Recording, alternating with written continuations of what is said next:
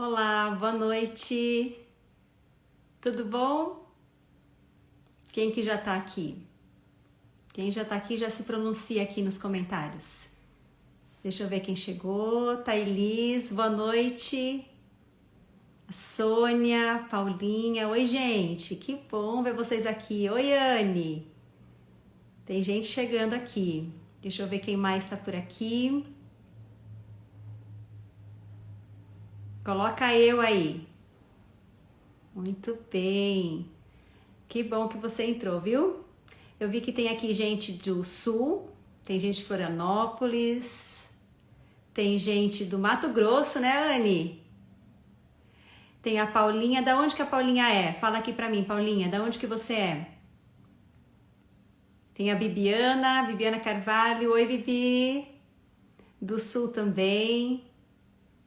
Aí tem o papai, né? Não podia faltar. Tem o Sadi aqui comigo também. Tem a Terezinha. Oi, Terezinha. Seja bem-vinda.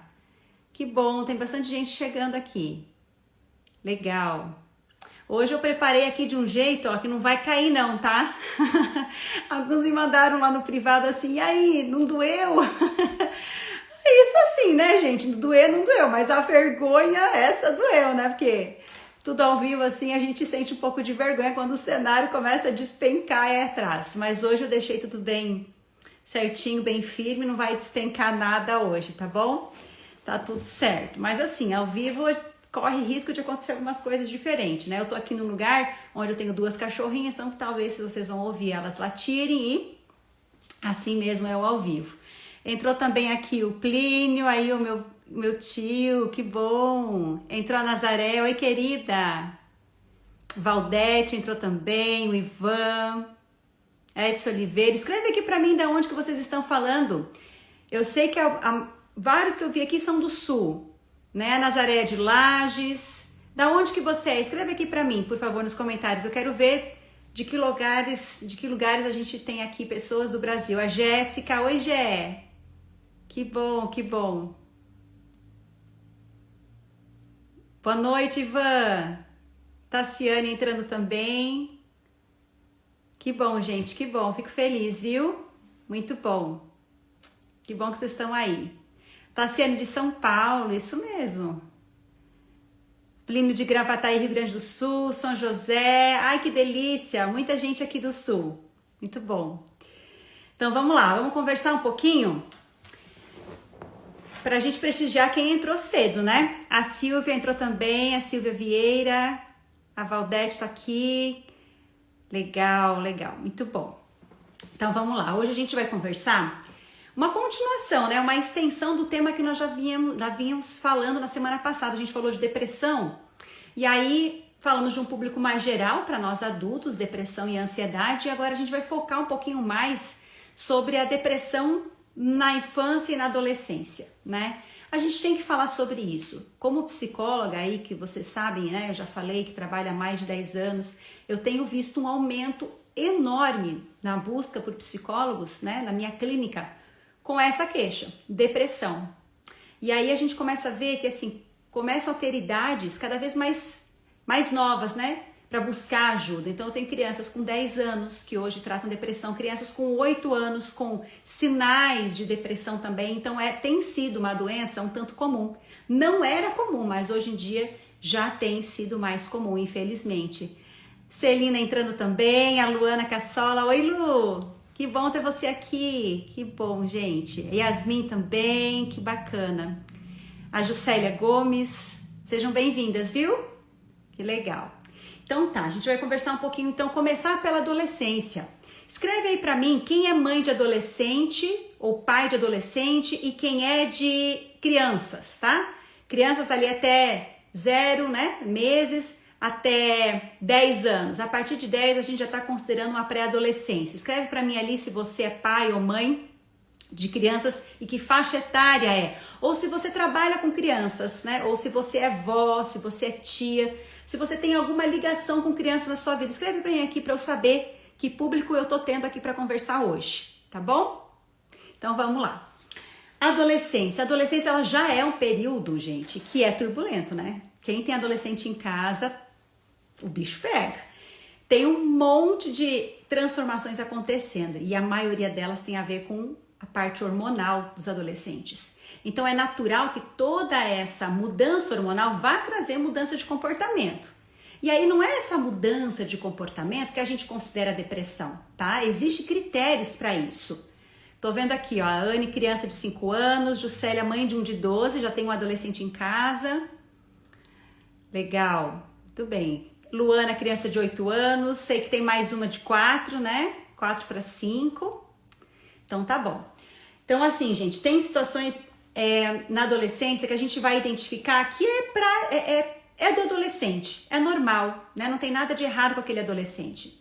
Agora, tem situações que quando você vai juntando todos os sinais que ele vai apresentando, aí você não pode descartar que tem aí uma possível transtorno e é preciso buscar um profissional da área de saúde competente, um psiquiatra, um psicólogo, um pediatra, para que ele possa fazer ter esse olhar, essa escuta mais apurada, tá bom? A Ana Paula aqui também entrando, criança de 8 anos. A Ângela, oi Ângela. A Ângela do Mato Grosso também, eu sei que ela tem um adolescente. Legal, muito bom. Então, gente, olha só, o que a depressão vai afetar? Vocês vão me ver olhando aqui de vez em quando pro lado, porque tem muita informação e eu não quero perder nada. Vocês sabem que, por mais que quem já me viu falando aqui fala assim, né? Ah, você tá falando, sai, nem parece que você tem vergonha, mas eu tenho sim, tá, gente? Eu tenho bastante vergonha, eu estou aqui lutando com a vergonha. Essa risada é uma risada de nervosa até, tá? Então, assim, eu tenho o computador aqui comigo porque quando a gente tá com a nossa ansiedade mais elevada, lembra da aula da semana passada? Quando a amígdala tá no processo e ela está ativada, a gente pode ter brancos. E eu não quero ter um branco aqui e perder a informação para vocês. Então eu tenho meu computador aqui do lado, então vez ou outra meus olhinhos vão pro ladinho. Vocês sabem que eu estou resgatando a informação para não ter brancos, não deixar vocês sem informação, tá bom? Então vamos lá. A depressão ela vai afetar o humor, ela vai afetar os pensamentos e vai afetar o comportamento de uma pessoa. Não é só em um lugar que ela afeta. Ela vai afetar pensamentos, humor e vai afetar comportamento. Então a gente precisa ficar atento a isso. Com o adolescente tem muito a ver com a autoestima, com a aceitação dele. E aí, a gente está num momento onde as mídias sociais, elas estão muito em alta, né? Principalmente quem tem adolescente. Você vê que eles estão sempre com aquele celular na mão e faz selfie aqui, faz selfie ali, e ficam esperando as curtidas e comentários. E dentro da clínica eu ouço muitos adolescentes falando assim, porque tal foto que eu postei não teve curtida, e aquilo ali para a pessoa, o não ter uma curtida daquilo que ele postou é assim algo terrível para aquele adolescente, né? Porque, gente, quem olha de fora pensa assim, nossa, é só uma foto, né? Pelo amor de Deus, é só uma foto, não quer dizer que você não é uma pessoa legal. Para o adolescente, o peso da mídia social é muito grande. O respaldo que ele tem ali, quando ele lê ali que alguém respondeu que bom, que legal, que bonito, ou curtiu, para ele é assim, eu sou aceito. Essa pessoa gosta de mim. Quantos amigos eu tenho na rede social? Nossa, eu tenho mais de 1000 seguidores, eu sou popular, eu sou aceito, eu estou inserido em um grupo. Então, tem a ver com a aceitação, tem a ver com a autoestima, essa relação do adolescente com as mídias sociais. Então não é pouca coisa não. Quando o teu adolescente reclama de poucas curtidas, ele está querendo dizer assim, será que há um risco de eu perder essa aceitação? E para aqueles que não conseguem se inserir nesse mundo, será que eu vou ser aceito? Né? Não recebo curtida nenhuma, minhas fotos não têm visualização, meus vídeos... Então para ele tem a ver muito com a questão de autoestima e aceitação. A depressão, ela não é só uma tristeza, e essa foi uma pergunta que muita gente fez, né? Eu tô vendo aqui que tem muita gente concordando comigo. A Tassiana dizendo, a mídia tem influenciado demais, sem controle algum. Exatamente. A aceitação para os adolescentes é importante. A Sônia, eu sei que a psicóloga também tá aqui corroborando com essa informação, e é verdade. Se pro adolescente influencia, né, Thaís? Se pro adulto influencia, imagina pro adolescente. Faz muito sentido. Agora, sim, a depressão não é uma tristeza passageira. Então, muita gente perguntou assim para mim na caixinha, como que eu vou diferenciar uma tristeza passageira de uma depressão? Gente, existe um conjunto de sintomas. Então, nós não estamos falando de um humor que naquele momento está deprimido. Eu não recebi as curtidas que eu queria. Estou com o humor mais deprimido. Estou me sentindo não aceito. Mas na manhã seguinte, ou depois de 2, 3 dias, eu postei algo novo, já recebi curtidas de novo, pronto, já estou melhor. Então não é essa tristeza que oscila, que hora eu estou bem, hora eu não estou. Quando a gente fala da tristeza da depressão, ela tem um conjunto de sintomas junto e ela é uma tristeza mais persistente. Não é períodos de tristeza, ela é uma tristeza mais prolongada, mais persistente. A gente vai ver aqui. Então, assim, essa tristeza mais persistente, a gente precisa ficar de olho, tá? Aí eu ouço pais falar assim no consultório pra mim: ah, isso é frescura, é drama de adolescente. Sai, eles são muito dramáticos. É verdade, eu sei que adolescente é dramático, mas dá pra gente diferenciar, tá? E é preciso diferenciar o drama daquilo que realmente está acontecendo com ele. Então vamos lá, vou dar uma olhadinha para vocês aqui em um pouquinho mais de informação. Não tem uma causa única para depressão, a gente viu isso na semana passada. Então assim, não existem genes específicos. Por muitos anos se acreditou que haviam genes específicos e tinha inclusive o nomezinho dele, tá? Eu não vou lembrar aqui, é um nome bem complicadinho, mas tinha os nomes dos genes.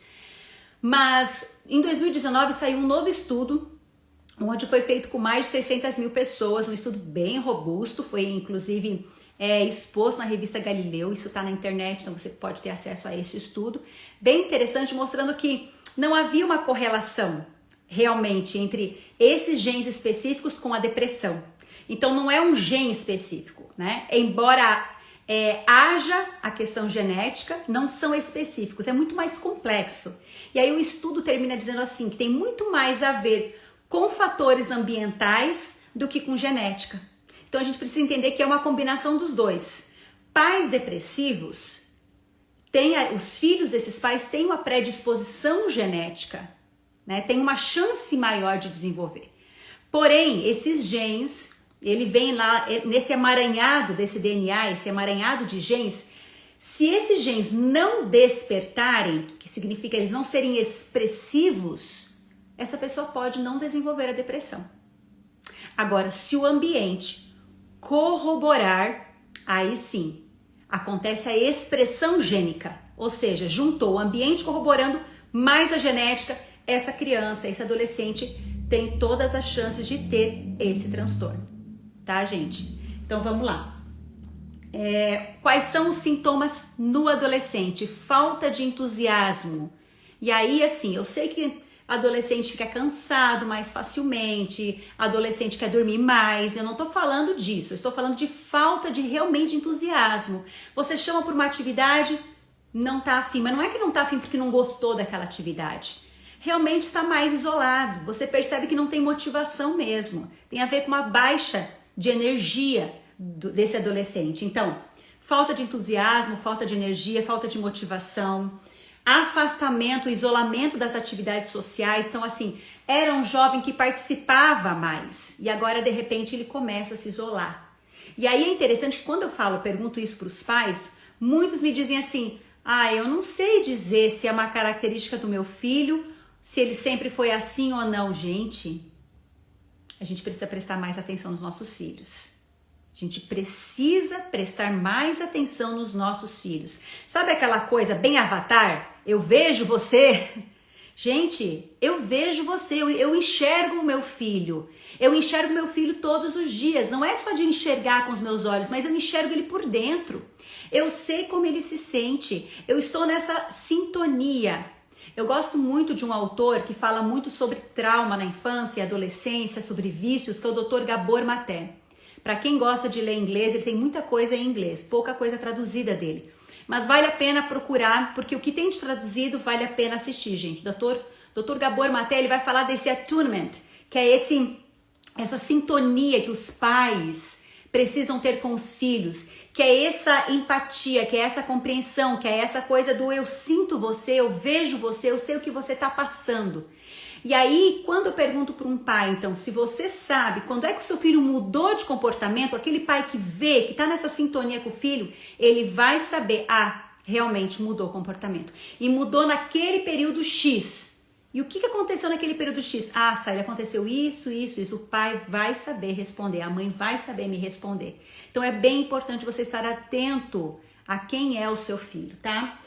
Afastamento e isolamento das atividades sociais, falei. Confusão, dificuldade para tomar decisões, começa a ficar assim muito difícil para tomar pequenas decisões, inclusive. O rendimento escolar cai, tá? As notas começam a cair.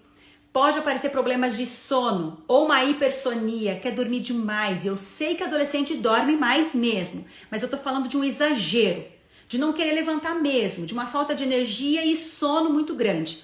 Ou uma falta de sono, tá? Uma insônia mesmo, ter dificuldade de conciliar no sono. Isso mesmo, Tássia, sintonia entre pais e filhos. Karine, o nome do doutor é Dr. Gabor Maté. Maté, esse é o doutor que fala muito sobre trauma, vícios, ele trabalha muito nessa linha, é excelente, tá? Outro autor excelente para a gente ler também, que tem livros para pais com crianças pequenas e pais de adolescentes, é o Dr. Daniel Siegel. Daniel Siegel, ele é um doutor na área de neurociência, fantástico, e ele traz ali essa relação do cérebro com o corpo e o que está acontecendo de mudanças cerebrais e como eu vou acompanhando essas mudanças com meu filho. Ele vai trabalhar muito com isso, é excelente também, tá bom? Então, ó, podem ocorrer então essa baixa autoestima, essa sensação de culpa, o abuso de álcools e substância acontece nessa fase, gente, presta atenção, tá acontecendo dentro das escolas. No meu consultório, eu ouço os pacientes que são adolescentes falando assim pra mim, a primeira vez que eu fumei cigarro eletrônico foi no banheiro da escola. Gente, eles estão oferecendo facinho assim. Esconde dentro do estojo, esconde na mochila, passa despercebido e no banheiro tem esse ponto de encontro ali. Às vezes a escola não dá conta, e aí um alerta para a escola, gente, tem que monitorar, mas nem sempre dá conta.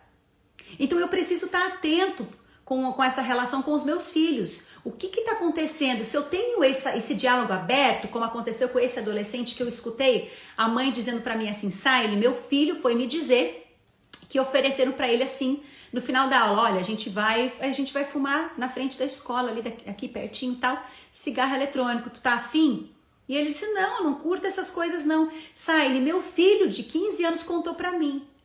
Olha que bacana, o filho se abriu com a mãe. Por quê? Porque tem esse diálogo, tem essa sintonia, tem liberdade para expressar o que ele está pensando. E aí ele vai contar para o pai. Entende, gente? Então, estabelecer essa comunicação franca, livre, né, com os seus filhos. E aqui eu não tô falando de ser amiguinho de filho. Porque, gente, olha, isso aí me irrita demais. Porque eu vejo o resultado disso de forma totalmente negativa nos filhos. Pai não é amiguinho de filho, pai é pai. Mãe não é melhor amiga de filha, mãe é mãe. Melhor amiga, melhor amigo, ele consegue na rua. Pai e mãe, ele só tem um. Ele só tem você. Você não pode perder esse papel. Você é mãe, você é pai. Amigo ele consegue na rua. Amigo falha. Amigo nem sempre ele pode contar. Pai e mãe não falham. Pai e mãe ele pode contar sempre. É essa relação e essa proximidade que você precisa ter com o filho. É isso mesmo, Sônia. Pai é pai, mãe é mãe. Ninguém vai fazer o teu papel. Amigo tem vários. O teu papel só você pode fazer. Tá bom, gente? Então vamos lá. Irritabilidade. Ah, mas adolescente está sempre irritado. Sim, mas existe uma diferença de estar o tempo todo irritado e um conjunto de sintomas junto. Tá? Então assim, meu filho tá perdendo o prazer nas atividades que ele tinha costume. Meu filho anda reclamando muito das redes sociais, o quanto ele não tá sendo aceito. Meu filho tá reclamando da escola. Meu filho baixou os rendimentos escolares. Meu filho tá me falando sobre sensação de culpa que ele anda sentindo. Ou ele tá muito calado. Gente, começou a ter mais de um sintoma. Começou a ter queixas frequentes, um conjunto. Opa, aí eu preciso me preocupar. É hora de eu procurar um profissional, tá bem? Então não é uma irritabilidade isolada, ela vem acompanhada de outros sintomas. O que é essa falta de conexão, esse isolamento que começa a acontecer com o adolescente na depressão? O que é que acontece? Ele se retrai do mundo social, desse tete-a-tete, do sair com amigos, para um mundo que é virtual. Ele se desconecta com o mundo real e ele se conecta com o mundo virtual. Isso tem acontecido pra caramba, tá, gente? Pra caramba. E aí, se você não tá atento, você acha que, é só um vício de jogos, é passageiro, é coisa de adolescente. Gente, pare e pensa comigo. Um adolescente que está, um sol bonito lá fora, um adolescente que está dentro de um quarto, trancado, toda uma madrugada, se conectando só no virtual, as interações dele é só no celular, ele não sai com ninguém, é um adolescente que está mais irritadiço, ou está com uma energia um humor mais deprimido. Opa! Eu não tô falando aí de um jovenzinho que tá jogando na internet só, não.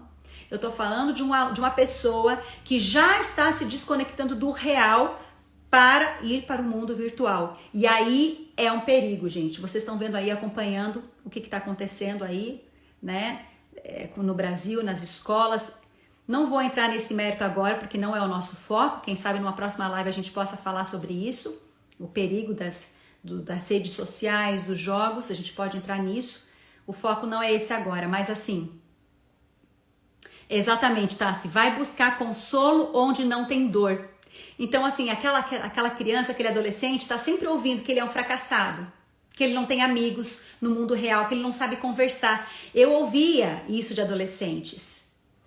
Eu não tenho amigos na escola, mas nos jogos eu sou alguém. Eu jogo bem.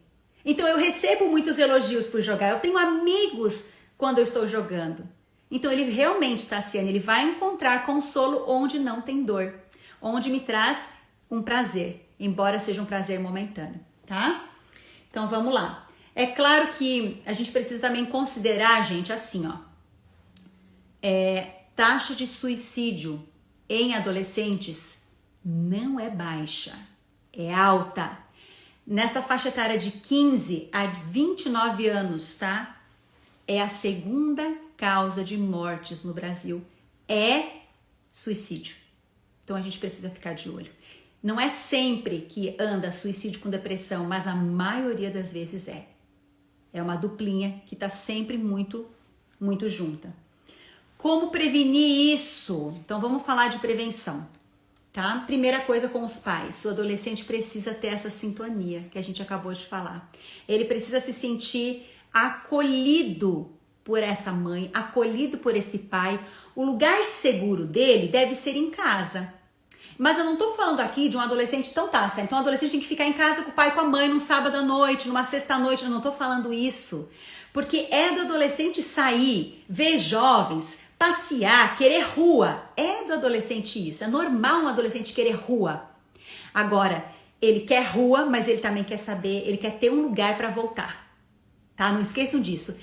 O adolescente, ele quer sair do ninho, mas ele quer ter um ninho para voltar. Ele quer ter um lugar para chamar de seu. Ele quer ter mãe e pai esperando no final do dia. Ele quer ter mãe e pai que vão brigar e dizer: você chegou tarde. Aonde você estava? Ah, Saília, achei que ele não gostava disso. Gente, é da boca para fora.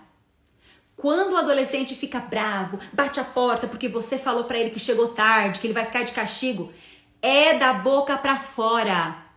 Escuta o que eu tô te dizendo. Eu cansei de escutar no meu consultório adolescente dizendo: eu queria minha mãe me mostrando que se importa comigo. Quantas vezes, teve um que chorou e disse pra mim assim: quantas vezes eu cheguei tarde e ninguém estava me esperando. Ninguém. Eu não queria esses pais que me deixavam fazer o que eu queria. Eu queria um pai e mãe pra me chamar ali, me puxar a orelha e dizer que eu cheguei tarde. Mas eu chegava e não tinha ninguém em casa. Então é da boca para fora, a reclamação é passageira. Todo adolescente quer um lugar para voltar, tá? Não esqueça disso. Ele quer sair para a rua, mas ele quer um lugar para voltar. Então, nesse lugar é preciso ter espaço para ele ele se sente amado, exatamente. Quando tem esse cuidado, tem alguém que me chama a atenção, eu sou amado, eu sou cuidado, eu sou respeitado. Quando o adolescente consegue falar das suas próprias emoções, tem um espaço para falar das suas emoções, ele consegue expressar aquilo que ele está sentindo, ele consegue dar nome para aquilo que ele está sentindo e você consegue ajudar o seu filho. Então, ter espaço para diálogo é muito importante e é um meio de prevenir também a depressão. Familiares que estejam dispostos a ouvir aconselhar, procurar ajuda quando necessário, praticar atividade física. Gente, o corpo precisa se mexer. Essa menina, esse menino já passam muito tempo sentado numa sala de aula, já passam muito tempo numa aula de inglês, já passam muito tempo numa aula de música. É hora do corpo se mexer. Entende? Precisa ter uma atividade física para desenvolver essa musculatura, para dar um descanso para esse cérebro que está ali pensando em vestibular, pensando em prova, pensando em trabalho. Então, assim, precisa ter um momento de baixar, de relaxar, né? Então, precisa disso. E aí, a gente vai ver que praticar exercício físico vai ao encontro dessa necessidade do adolescente. Ele precisa ter esse momento de prática de exercício. A alimentação saudável. Tem muita alimentação industrializada. Tem se tido um vasto número de adolescentes consumindo muito industrializado. E tem estudos, e não é pouco, tá, gente? Tem muitos estudos fazendo uma correlação, inclusive, de alimentos com hiperatividade. Olha isso, excesso de, por exemplo, alguns corantes específicos e alimentos com glutamato monossódico e outros mais, corroborando, promovendo mais essa agitação motora também. Então, assim, uma alimentação mais saudável para ele. Ele não vai querer comer todos os dias isso, gente. Eu não tô falando dos lanchinhos extras que ele vai ter. Eu tô falando de, na hora de comer, é comida. Tá? Café da manhã é fruta, é pão, é leite, é comida, não é lanchinho, tá? Almoço é comida, é arroz, feijão, para quem come carne, é um ovo, é salada, é comida de verdade. Não tem esse negócio de lanche no almoço, lanche na janta, não. Lanchinhos é para momentos esporádicos, a regra é comida saudável. Horas de sono com qualidade. Tá? Eu ouvi certa vez de uma colega psicóloga trazendo um caso de uma adolescente em que os pais falaram assim, largamos de mão, não dá mais. A gente já colocou televisão no quarto, colocamos um ar-condicionado para ele e ele passa a noite inteira jogando. Larguei de mão, não dou conta de ir contra ele.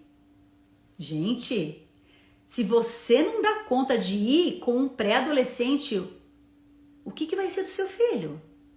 O pai e a mãe chegar ao ponto de deixar o ar-condicionado ligado, deixar uma televisão no quarto e dizer, agora é por conta dele, deixa ali porque eu não dou mais conta. Então, para que ter filho? Tem filho, tem responsabilidade, sim. Não é fácil, eu sei que não é. Eu tenho 2 crianças, não tenho adolescentes ainda, mas trabalho há anos com adolescentes. Ouço os pais, sei que não é fácil. Mas quem disse que era fácil, gente?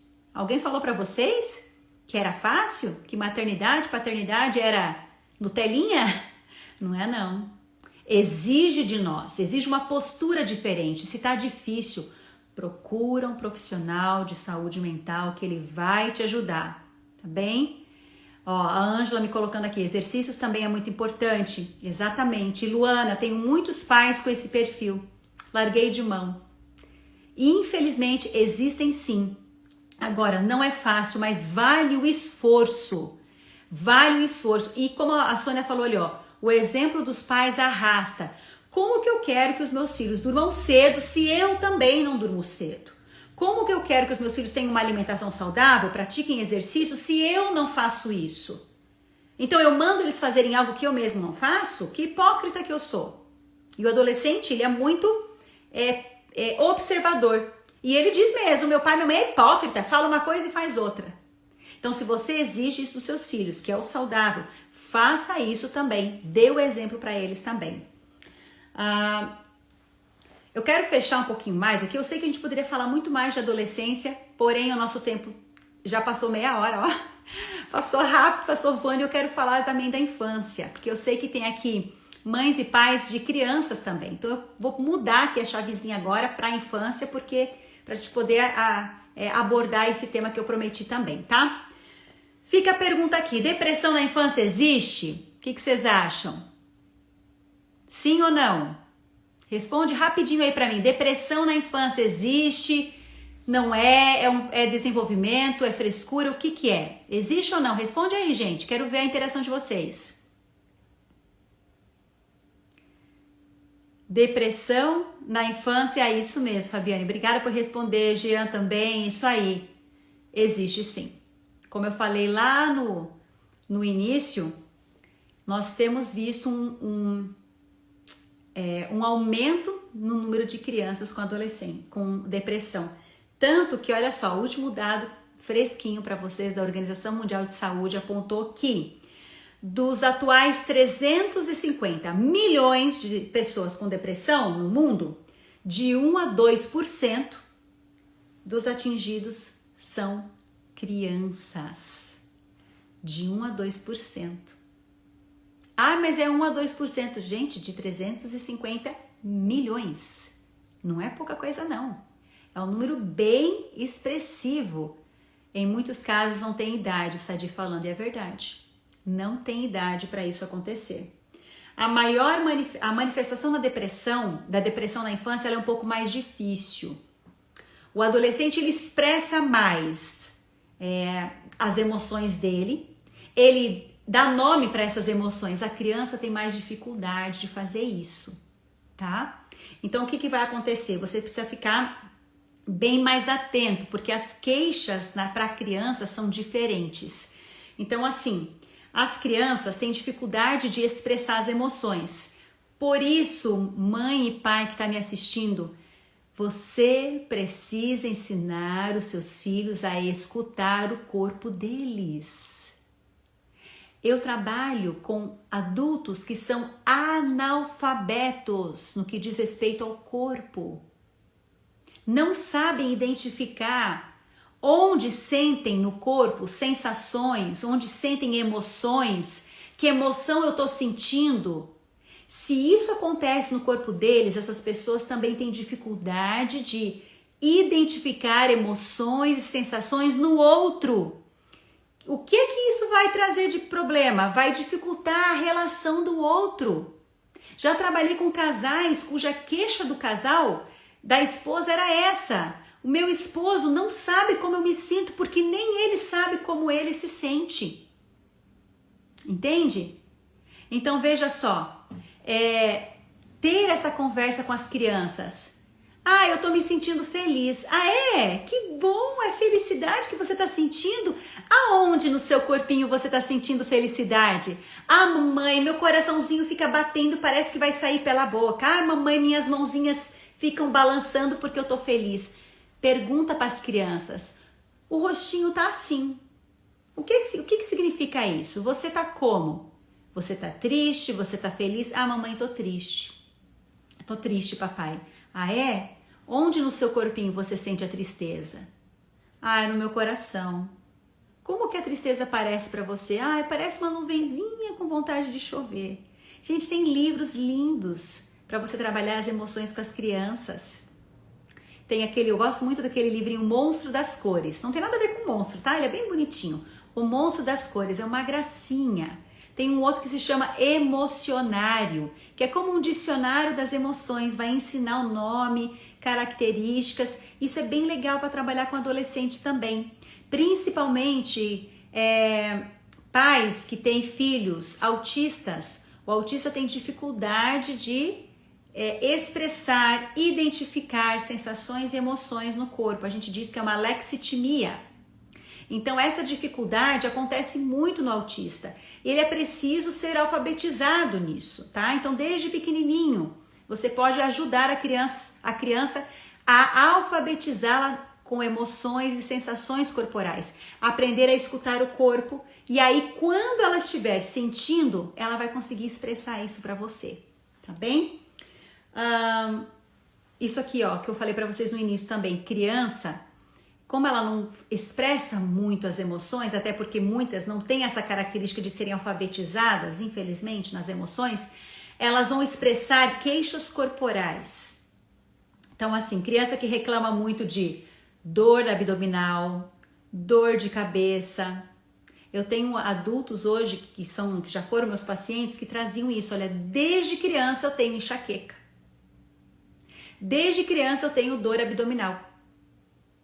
Então, essas dores que vêm com frequência e a gente examina aqui, examina ali, não tem uma causa orgânica, precisamos ficar atentos. Pode ser sim uma questão de, pode ser sim um sintoma de depressão, tá? Então a criança ela vai sentir a tristeza e a ansiedade muito no corpo. E ela vai se retrair e ela vai ter essas queixas do corpo. Outra questão importante, a criança vai se irritar mais, com mais facilidade. E aí que a gente precisa diferenciar. Porque assim, já ouvi dos pais também, é uma fase, vai passar. Será? Eu tenho certeza que é uma fase? Eu tô falando de um sintoma ou eu tô falando de um grupo de sintomas? Lembra, a diferença não é uma tristeza, não é uma irritabilidade isolada. Tem um grupo de sintomas? Opa, olhos mais abertos, preciso procurar um profissional de saúde mental. Então, a criança ela vai espernear, muitas vezes ela vai berrar e os pais vão achar que é birra. É birra. Nossa, criança birrenta. Depois dos 5, 6 anos ficou birrenta. Será que é birra? O que será que está acontecendo com essa criança? Será que essa criança não está em sofrimento? Né? Então, irritabilidade é um sinal. Voltar a fazer xixi na cama, a enurese noturna. Opa, meu filho já tinha saído das fraldas. De repente, começa a fazer xixi. Esse descontrole, muitas vezes, é uma forma do corpo colocar para fora aquilo que ele não tá dando conta. Tá, gente? Eu não tô falando aqui de uma causa fisiológica. Porque às vezes você precisa examinar, você precisa fazer uma ultrassom de abdômen para você ver se tá tudo certinho, o aparelho excretor da criança tá tudo certinho, mas não tem problema nenhum e ela voltou a fazer xixi, tem uma causa emocional aí, precisa ficar atento, ela não tá dando conta de alguma coisa que ela está com esse descontrole, está expressando no xixi, desse xixi noturno. Então, que mais? Esses sintomas às vezes podem passar despercebido pelos pais. A criança que se retrai, é uma criança mais tímida, ficou tímido. Depois dos 10 anos, nossa, ficou tímida. Será que ficou tímida depois dos 10? Ou alguma coisa está acontecendo com ela que trouxe essa aparente timidez? Por quanto tempo eu preciso avaliar isso com os meus filhos? Assim como no adulto, a gente tem um período de 2 semanas para você observar aquela irritabilidade, aquelas queixas somáticas, aquela tristeza, aquele retraimento, aquele conjunto de sintomas você vai observar. Passou de 2 semanas, vale a pena uma investigação, tá, gente? Pode ser que você perceba que não é nada, ou é algo bem pontual e que na investigação você vai identificar, vai mexer e vai melhorar, ou você pode ter a surpresa de que já é algo já mais profundo, já mais instaurado, tá? Então, precisa ficar atento a isso. Sono irregular, a criança vai mostrar muito no sono, ou ela vai dormir demais, e você vai ver assim, criança não é para ser apática. Já dizia minha avó, a saudosa Dona Zelina, quem conheceu ela sabia que ela dizia assim, criança é para ser ativa, criança não é peso morto não, ela dizia bem assim, criança que tá lá quietinha, paradinha, tá doente. É para estar correndo, é para estar pulando. Criança parada é doente. E realmente é isso, gente. A criança é para ser ativa. Uma criança muito parada, muito retraída, o que é que está acontecendo com essa criança? Principalmente se é uma mudança muito brusca de comportamento.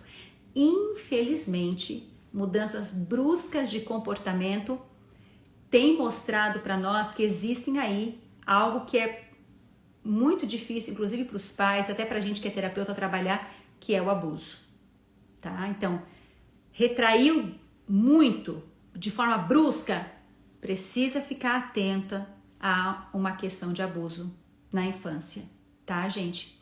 Assim como o adolescente que começa a se automutilar, começa a se retrair, pode ser uma das causas a questão do abuso, precisa ficar de olho, tá bem? Olha lá, a Ângela colocando para mim aqui, aconteceu isso comigo. Voltei a fazer xixi na cama e foi dos 3 anos até quase aos 11 anos. Possivelmente, Ângela, foi um período em que você atravessou ali com seus pais um momento muito difícil, em que você não tinha como expressar isso, não sabia, quem sabe, não tinha espaço para expressar isso, e o xixi na cama era a válvula de escape. do que você passou, do que você estava passando durante essa faixa etária, durante esses anos todos. Então, dormir demais, dormir de menos é uma queixa muito importante para a gente ficar atento aí na criança. Mudança de hábitos alimentares. Isso também é algo bem interessante, porque vários adultos, na verdade muitos adultos que eu converso, os primeiros sintomas de ansiedade deles começaram na infância e foi com a queixa da alimentação.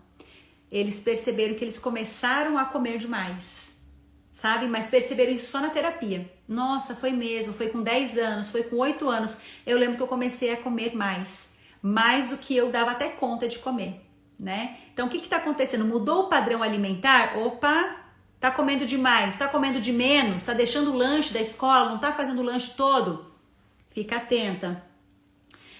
Dificuldade para se separar dos pais. Eu sei que crianças pequenas, porque eu tenho esse período de adaptação na escola, é natural que eles se sintam ansiosos para se separar dos pais. Vão chorar mais, vão ter mais pesadelos, é normal. Meu filho passou por isso. O mais velho não, mas o mais novo passou um período bem difícil de adaptação com essa questão da ansiedade de separação.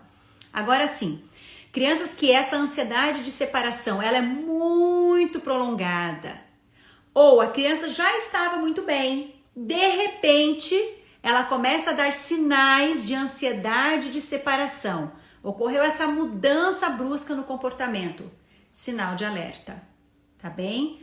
Criança ficando o tempo todo nos pais, agarrada na saia da mãe, agarrada com o pai e mãe. Opa, sinal de alerta. A criança precisa fazer esse movimento de ir para o mundo e voltar para o pai e mãe para se abastecer. Eu costumo dizer para os pais assim de crianças que eu atendo, é assim, a criança ela tem o potinho de aceitação, o potinho de amor dela que é preenchido por vocês. Então ele tá cheio, ela tá pronta para se lançar para o mundo. Ela vai, ela brinca, ela corre, ela se relaciona. Quando começa a esvaziar, ela volta. Ela volta pro ninho. E aí quando ela volta pro ninho, ela enche de novo. Encheu, ela sai mais uma vez. Criança que não sai, que fica no ninho, ou saía e voltou, ansiedade de separação que não tinha mais, sinal de alerta, tá bem? Poliana, vai ficar gravada assim, tá? Só que não vai ser passado pelo YouTube, como vocês viram, mas aqui pelo Instagram vai ficar gravado sim. Constantes reclamações, criança que passa reclamando o tempo todo. Ralou o joelho, é uma reclamação que rende, sabe? Dá pano pra manga. Bateu a boca, caiu, bateu a mão, apertou um dedo, coisas assim que, tá, aconteceu, doeu, mas já passou, já sarou, mas não. A criança volta naquela queixa. Ou ela tá sempre se machucando, sempre se machucando. Junta isso com outros sinais que você já está percebendo, sinal de alerta também. Tá bom? Excesso de reclamações, excesso de dores, criança com muitas dores, sinal de alerta, tá? Irritabilidade, tá? A criança com depressão fica irritada com mais facilidade. Eu já disse na live passada e vou falar de novo. Toda depressão tem raiva. Ah, mas não é só tristeza? Não. Tem raiva. Quando você dá lugar para a raiva vem. Quando no consultório a gente dá lugar para essa raiva, convida essa raiva para vir, ela vem, gente. E ela vem assim, ó, raiva de anos, de muitas situações passadas. Um adulto com depressão, ele tem muitas situações em que ele engoliu aquela raiva. Ou porque não tinha espaço para colocar para fora, ou porque era muito feio, ou porque cristão não sente raiva, porque não sei qual tem vários porquês, mas são raivas engolidas de situações que me machucaram, que me fizeram mal. Então, criança também tem raiva e ela vai demonstrar isso num comportamento irritadiço. Ela vai ter mais irritabilidade, sim. Fadiga. A gente já falou, vou repetir. O que é normal da criança? O normal da criança é ela ser ativa. Esse é o normal da criança, ela estar ativa. Está mais apática, está mais fadigada, mais cansadinha. Opa, sinal de alerta, tá? O que está acontecendo? Tá vindo uma gripe por aí? Não sai, ele já tá umas 2, 3 semanas assim, não quer brincar, não quer ir pro parquinho, não quer ver os amiguinhos, não tá querendo ir pra escola. Opa, sinal de alerta, já é hora de buscar sim um profissional de saúde, um pediatra, pra gente avaliar o que tá acontecendo, tá bom? Fraco desempenho na escola, assim como o adolescente, a criança também vai demonstrar problemas na escola, vai baixar o rendimento escolar. Então, vocês estão percebendo que eu não estou falando de um sintoma isolado, né? Então, depressão não é uma causa isolada, não é um sintoma isolado. Ela é multifatorial, as causas, e os sintomas também é um conjunto de sintomas que vão afetar a funcionalidade dessa pessoa.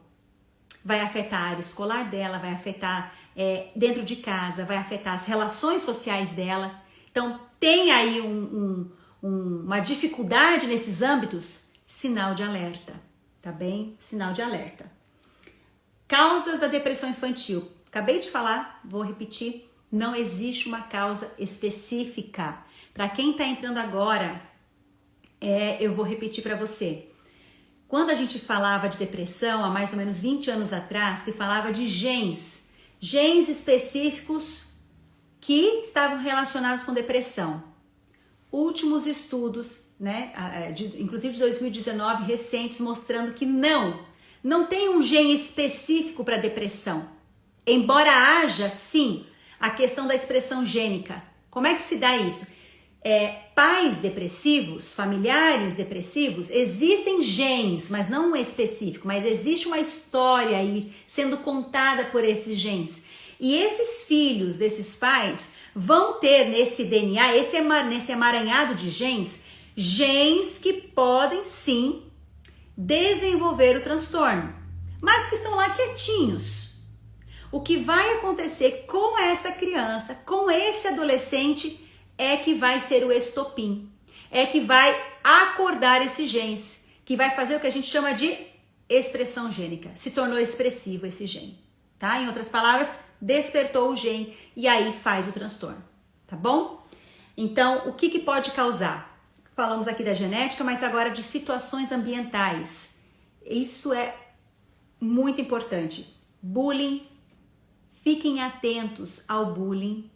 Às vezes a criança não vai chegar em casa falando, então você precisa ficar atento a esses sinais de comportamento.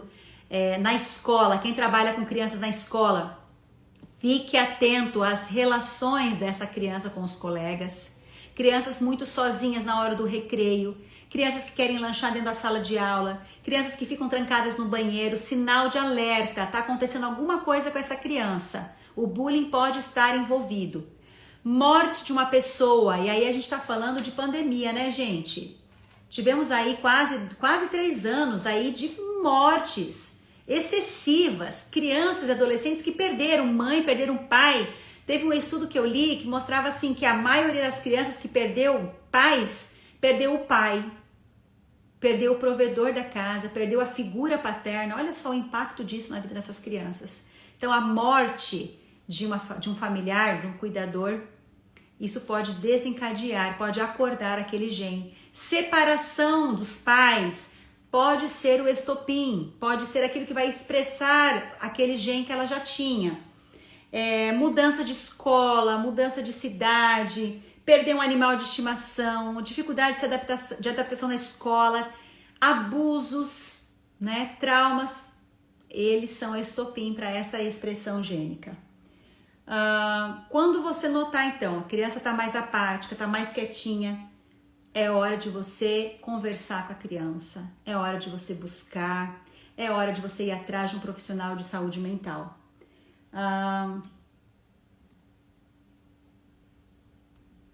Qual é o tratamento em casos de depressão infantil, na adolescência e na infância? A gente falou aqui de como os pais podem ajudar, as mesmas coisas que eu falei de atividade física, rotina. Vou falar um pouquinho mais aqui também, é importante para a criança. Mas quando chega a ser identificado um transtorno, vai precisar de uma psicoterapia infantil. No caso dos adolescentes ou crianças maiores, possivelmente o pediatra ou o psiquiatra vai entrar com um fármaco, vai entrar com uma medicação, mas a psicoterapia não pode ficar de fora. E eu não tô falando, ele tá vendendo sardinha, né, ou vendendo peixe dela. Gente, por favor, não é isso não. Eu tô falando que realmente é necessário. Vai precisar de psicoterapia, tá? Para poder tratar, identificar o que está acontecendo e fazer um tratamento adequado. E aí os pais, o que os pais vão fazer? Rotina. Uma rotina adequada para essa criança, sem muita rigidez, mas também precisa ter uma estrutura, tá? A criança precisa de uma estrutura. Criança precisa de uma hierarquia em casa. O que é isso? Ela tem que ter a sensação de que tem alguém no controle. E aí eu assisti uma live de uma pessoa, não posso falar aqui, né, quem é, mas uma pessoa assim bem bambambam na área de crianças aqui no Brasil, inclusive tem vários seguidores, eu sou uma seguidora dela, mas isso que ela falou assim, foi altamente ridículo, para não dizer outra palavra. Ela disse assim, criança não tem que aprender a hierarquia. Criança tem que se sentir igual aos pais para ela ter essa facilidade de se expressar. Quem disse isso? Qual é o estudo científico que corrobora essa afirmação? Não tem. Agora, estudos que mostram que criança precisa ter alguém no controle, esse tá cheio. E além disso, a prática. E aí eu posso falar, porque eu tenho muita prática mesmo. A prática diz que a criança precisa de alguém no comando. Ela precisa de mãe e pai. Ela precisa sentir que ela tem um adulto responsável comandando aquele barco. Ela precisa dessa estrutura. Então, rotina, essa hierarquia, essa estrutura é importante para a criança. Prática de exercício físico. Criança só em apartamento, no jogo, no celular. Não é vida. Esse cérebro está excessivamente estimulado e esse corpo numa inatividade. O que é isso? Desequilíbrio. E tudo que é desequilíbrio, a natureza vai pedir a conta. A conta vai vir. Então precisa ter atividade física. Mas sai do trabalho, gente, todo mundo trabalha. Eu sei que é difícil para você, como é difícil para mim, é difícil para todo mundo, mas a gente precisa se esforçar. Sair de casa no final de semana, custa o que custar, levar essa criança para jogar bola, para essa criança para brincar, botar essa criança para jogar com crianças, ter interação com criança. Criança tem que ter interação com criança. Mas já tem quando? Tem na escola. Não! Na escola ele fica sentado, ele mal conversa com o coleguinha. Mas no recreio é 15 minutos de recreio, gente. Fora isso, não tem interação com criança. Tem que ter interação. Adolescente e criança tem que ter relacionamento com os pares. Isso faz parte, ela precisa ter essa aceitação do outro, saber se relacionar com o outro. Então, vai ter que ter um esforço de nós pais para isso, tá? Ensinar essa criança a ouvir o corpo. O que o corpo está me dizendo? Qual é essa emoção? Alfabetizar meu filho nas emoções. A gente pode fazer uma live sobre isso, acho que é bem importante também. Estimular uma alimentação equilibrada, adequada. A gente viu alimentos ricos em triptofano, banana, abacate, amendoim, ovos, leite, castanhas, uma infinidade. Você encontra na internet dicas de triptofano. Mas o que é triptofano? Aminoácido, importantíssimo para a produção de serotonina, que é o hormônio, que é o neurotransmissor, melhor, que vai regular o humor da pessoa. Mas só isso basta? Não, precisa ter vitamina D em dia. Pessoas com uma tendência à depressão ou já com depressão, a vitamina D não pode estar no chinelinho, não pode estar ali mas eu estou no mínimo, estou dentro daquele quadro. Não, tem que estar no meio para cima, a vitamina D tem que estar em alta, zinco tem que estar alto, né? Não exageradamente, mas tem que estar acima da média acima da média. Que mais que tem que estar ali? Vitamina D, zinco, B12, vitamina B12, de olho nela, gente, de olho nela. Você precisa fazer exames para verificar. Não pode estar baixa, ela também é importante na regulação do humor. Outra coisa importante é o intestino. O intestino do meu filho está funcionando bem? O que tem a ver, Silent? Gente, tudo. O intestino é o segundo cérebro. Tem neurônio no intestino e não é pouco. São bilhões no intestino. Pasmem, o intestino tem muitos neurônios. Um intestino desregulado, uma flora intestinal, uma microbiota intestinal desregulada, como ela vai produzir serotonina? Como ela vai regular o humor dessa criança?